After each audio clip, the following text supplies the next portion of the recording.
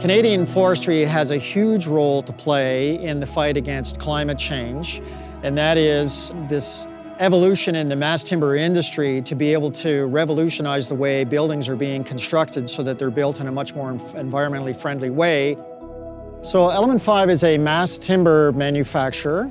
Here in St. Thomas, we manufacture two key components, and that is cross-laminated timber, so these massive panels, but we also make glulam. So a CLT panel is structural. It's used for floors, for walls, and for roof structure. Glulam are similar. They are laminated columns and beams. Combined, we're able to make a variety of buildings out of solid wood. The mass timber industry is plagued to some degree with misconceptions about building with wood. The stereotypical impression is, that it burns, it doesn't last, it's not structurally sound. But there's obviously sufficient research and testing and certification that's been done in our industry to prove that those are only misconceptions.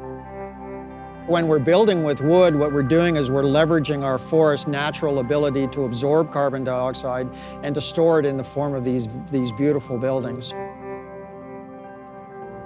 Everything that we do is about the environment. So we're really proud about the sustainable aspects that we're incorporating into our supply chain.